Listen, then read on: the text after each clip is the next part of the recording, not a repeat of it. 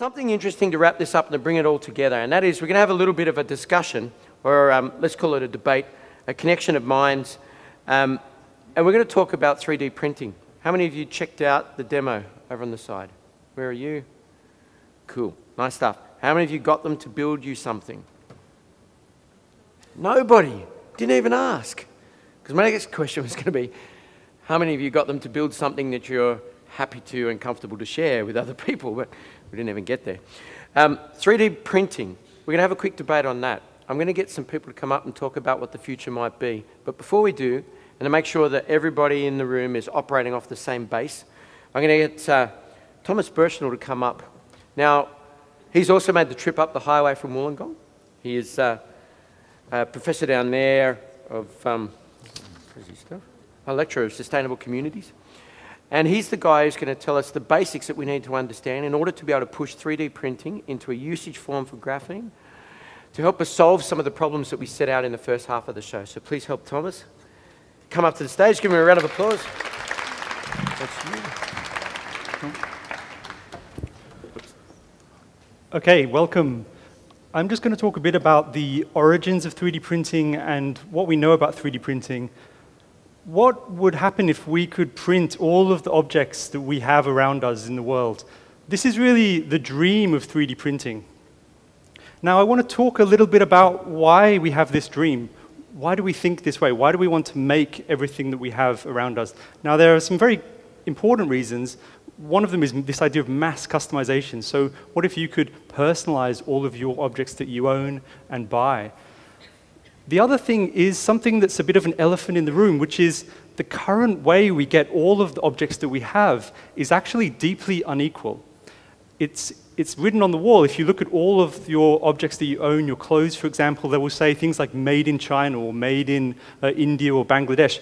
And so the current system that we have to procure many of the objects that we own is deeply unequal. It depends on cheap labor in the global south. It depends on transport costs and so on.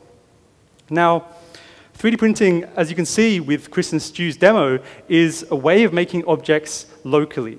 And there's many different types of technologies. I'd like to break it down into just 4 technologies to make it simple to think about. The first is the technologies themselves, the printers, and there's a wide range of these, very expensive printers such as laser sintering and electron beam melting, which cost millions of dollars. And then there's very cheap ones, such as the RepRap, as you can see in this slide. And I'd like to talk a bit about the RepRap and other open source and very low-end 3D printers today, which mostly extrude plastic. Now, in this image you can see here, this is a fab lab in Haiti, and a colleague of mine in England is working with all sorts of communities around the world to see what 3D printing can bring to those places which really suffer from the current system that we have to get the objects that we use in everyday life.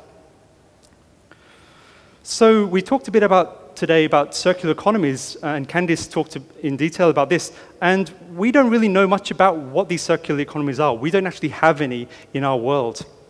So this is strange. We don't really know what circular economies are. Now, this character is actually from England. It's from a book called London Labour and London Poor by Henry Mayhew from the 19th century, and he was a bone grubber.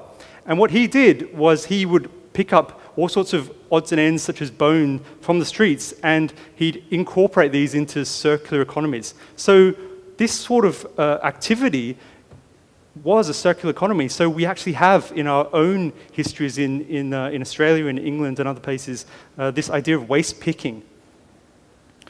Now, waste picking as a circular economy involves moving objects through the local economy and the community.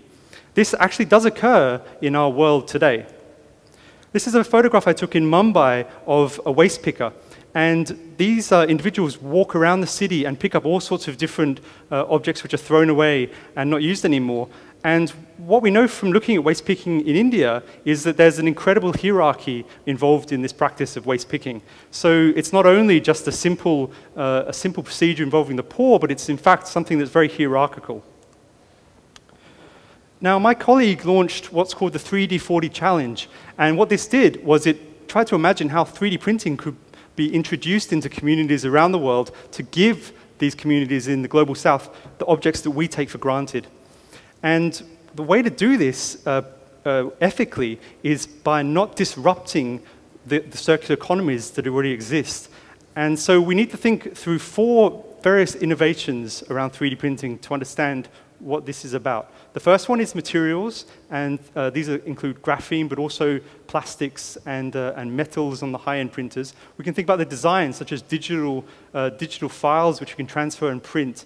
And we can think also about the third one, which is infrastructure, such as electricity, and the way you power these devices as well.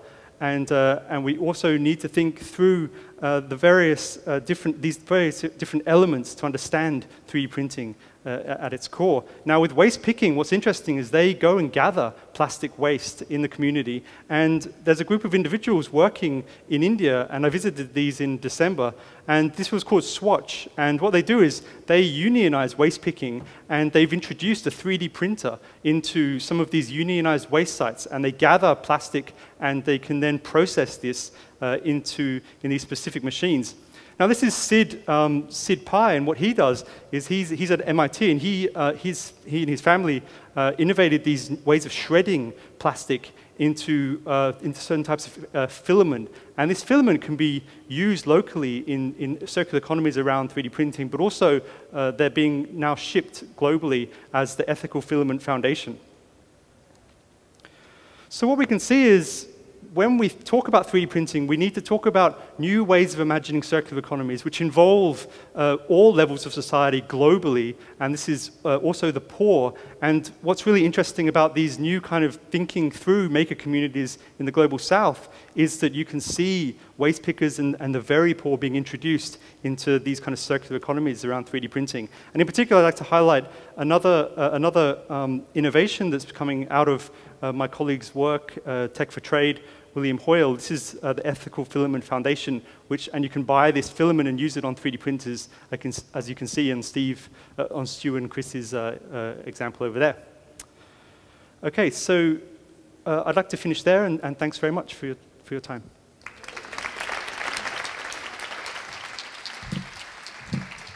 Now, don't go anywhere. Grab a seat, Thomas. I'm going to ask Gordon to come up and join us again. Gordon, I hope he hasn't done a runner. Good man. And also, Tim Silverwood, you remember Tim was the guy who came up here offering his hot chocolate to everybody? Very quickly nabbed. Good. Must have been good stuff. He's Vice President of the Circular Economy Australia and Take 3. Gordon, come up, grab a seat as well. We're going to have a little bit of a chat about 3D printing. Now, if you've got a really cool question, and by the way, I'm the final judge of that, feel free to throw your hand up. If it's a good question, I'll ask the panel up here. If I'm not happy with it, we'll probably heap derision at you. So, you know, your choice, have a crack. If not, or just leave it to me.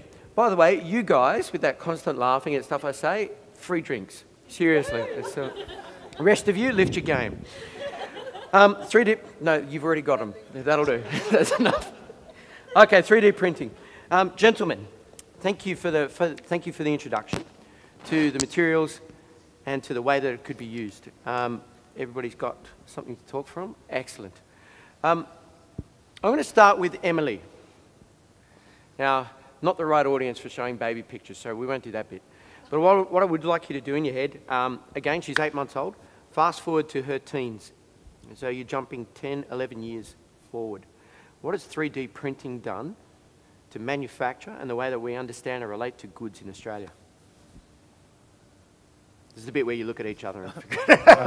I'll have first crack at it. Beautiful. I think it's very hard to imagine what it's going to be like. The rate of progress, because of the advances in 3D printing, merged with the advances in materials in the last 5 years, have resulted in advances that I would have predicted 5 years ago would have taken 20 years.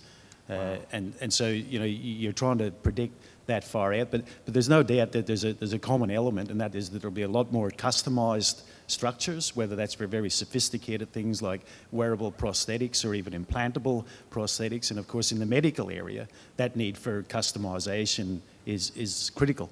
We have to develop customised structures to get the best out of the materials that are being developed. But that's at the high end of 3D printing. You know, in our laboratories, we have all sorts of people come through, including school kids, and they'll come through and they'll all have their own ideas about what they could use 3D printing for. Wow. Gentlemen, anything to add? I think I think with Australia, when we talk about what 3D printing can bring to Australian manufacturing, we need to understand how 3D printing might change manufacturing globally. And the crucial way is through these kind of new ways of thinking about business. So this idea of mass customization. For example, if you could go into a store and instead of buying shoes, you could just have your feet 3D scanned and then they print for you on site shoes which are ultimately matched to your actual feet. This kind of innovation would create new markets, and this is something that perhaps Australia could pursue.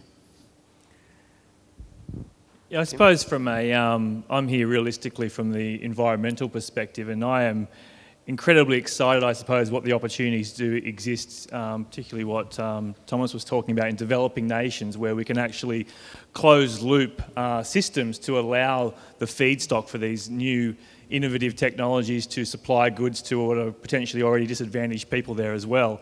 And when you see what's kind of being termed now around ethical filament foundation, and another term being out there now is social plastic, you know, looking at ways of diverting this the plastics particularly and other resources from landfills, from the environment, and actually allowing these circular economies to develop and form around the world. And you've only got to travel to certain parts of the world to see the negative impacts of pollution, to see that's an exciting way to go.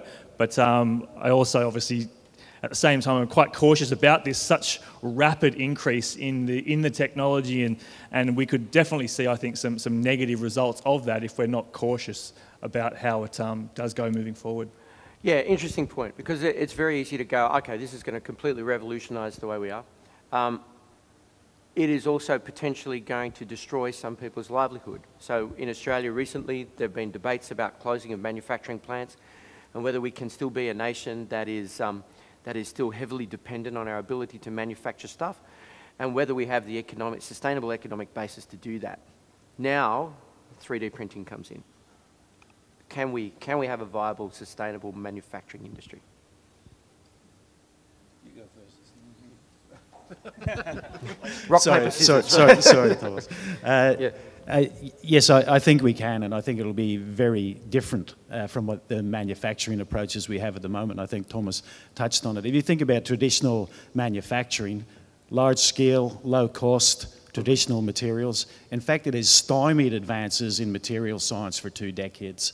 The fact that we bring along other approaches to fabricate devices that doesn't require huge capital outlay to get into it means that we can advance those materials, advance that research. That's creating new commercial opportunities, and we've already seen it with people coming out of our own centre.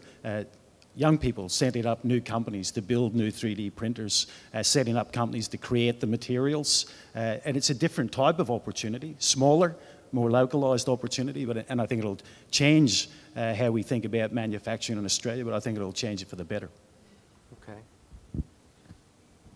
So when we talk about sustainable manufacturing, we're touching on these ideas of circular economies, which are really crucial, and at the moment we don't have circular economies. So when we look to places such as India, and when I visited Sid and his family, what they're really doing is they're kind of experimenting with these new ways of creating objects and manufacturing objects. And I think we can learn in Australia from this too. We can also think about how circular economies might look in our own country. And one reason we have a loss of jobs in manufacturing is because of offshoring. And so it's this process of moving jobs to places which are cheaper in the world. And this is the crucial element in the system that we have to procure the objects that we own. And we also offshore waste, as James was talking about too. So the idea of bringing these things back and integrating them into our own society is a really fruitful way of thinking about it. Yeah, I mean, it definitely feels like, innovate or perish here. It does sound like this kind of stuff is here to stay, so we may see negative impacts on the kind of conventions around traditional manufacture, but I think if we're smart about it and we can kind of sculpt in the right way that we're talking about here today, then it could potentially have very, very far-reaching positive effects. Okay, let's get really personal. How long before most of us have a 3D printer in our homes? I'm not rushing out to get one. You're not? Fellas? I've got so many at work, I don't need to take any home. No, I suppose, I mean, I'm the kind of the thorn in the middle here, I guess, because I do see what's happened. I mean, plastics is my field. I'm an advocate for smarter decisions when it comes to technologies like this. I've been doing some research in the lead up to this this discussion tonight. By no means not like the professors and the lecturers here, but there is negative impacts that are going to come from this kind of technology. Whether it's potential health impacts, we all know a lot about the harmful chemicals that are in a lot of the polymers that are out there today. If we open up opportunities for people to be doing this in their own homes, are we fully evaluating the health implications of that? Other devices are actually pumping out billions of ultrafine particles as they process these goods, and that has potential respiratory impacts there as well. So by all means, we have this technology, it's exciting and it's amazing, but I've just seen too many case studies in the past, whether it's asbestos, whether it's BPA, whether it's phthalates. They get so excited, they rush out there onto the market, and then decades later, people are going, oh, geez, did we really think that one through? So let's just make sure we're wearing that hat that says, let's be cautious. That's my little 2 cents worth. Sorry, just before you do punch on, if I can play devil's advocate, that sounds awesome. Let's be cautious. Let's think about it before we do.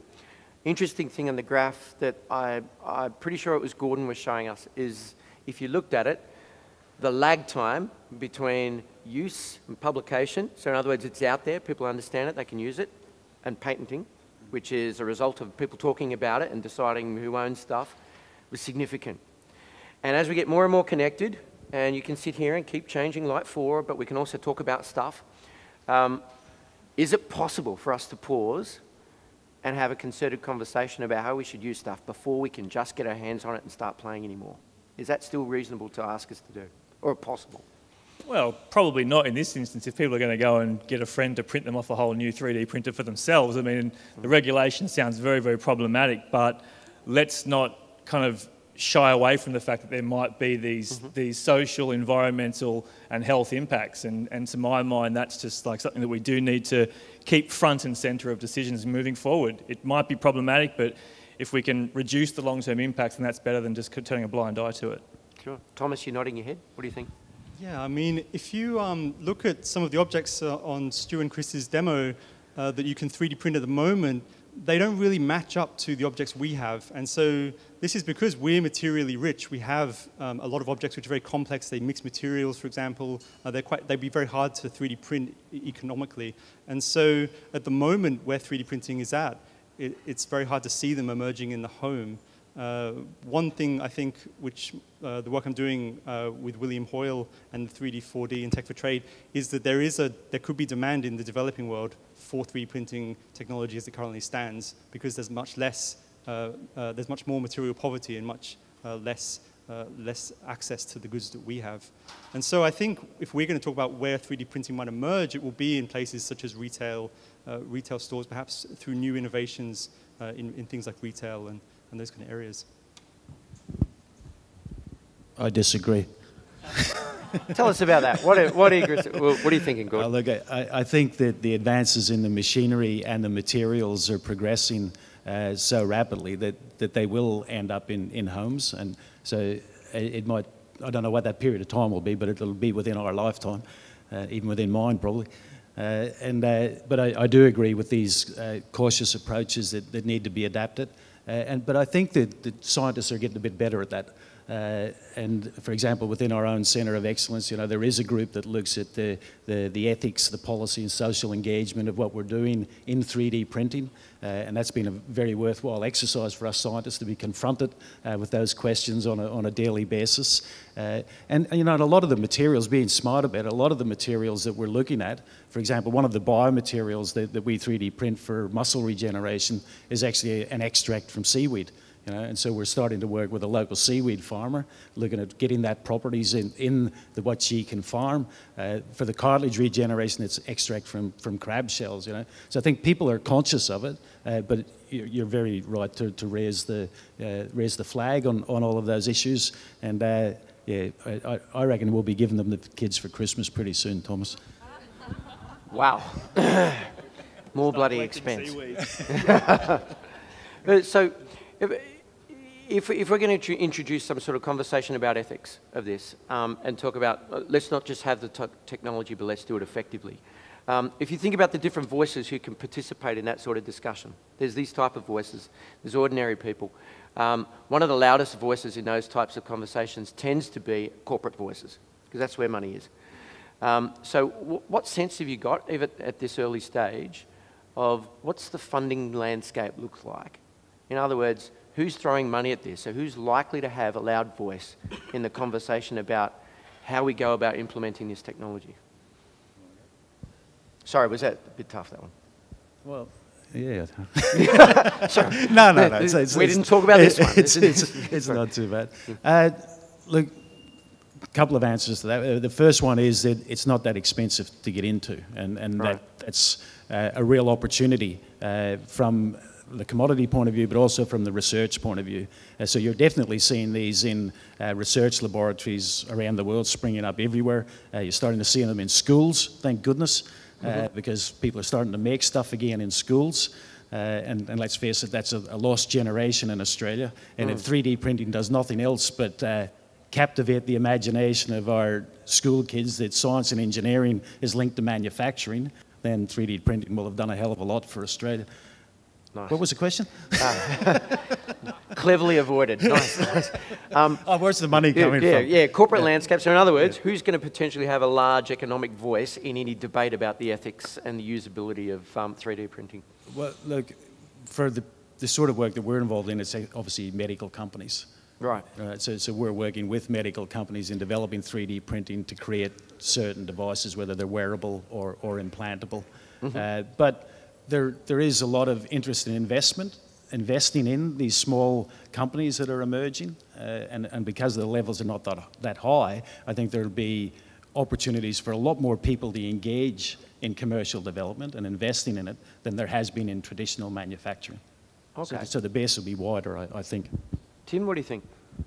Well, I've just learnt in doing the research for tonight that a kilogram of the ABS plastic filament over there costs you about $50 compared to about $2 a kilogram for the resin pellets that we conventionally use in other plastics manufacturers. So I'm sure the chemical companies would be quite happy about that. So I imagine they've got a vested interest in getting these guys out there. What their existing clients potentially, their opinion on if people start making stuff that would otherwise be purchased in a commercial context, who knows who's going to win that argument there. But yeah, definitely excited to hear from Gordon there that there is obviously innovation taking shape in the types of feedstock being used. Obviously from my school of environmentalists, we'd be very pleased to see biodegradable plastics coming into it, and I believe PLA is a big material there. Yeah, I actually don't know who's going to be actively lobbying for the growth, but Gordon, you seem pretty convinced it's going to happen on a wide scale, so whether those powers do try and stem its growth, it doesn't sound like it's going to work anyway. What are your thoughts, Thomas?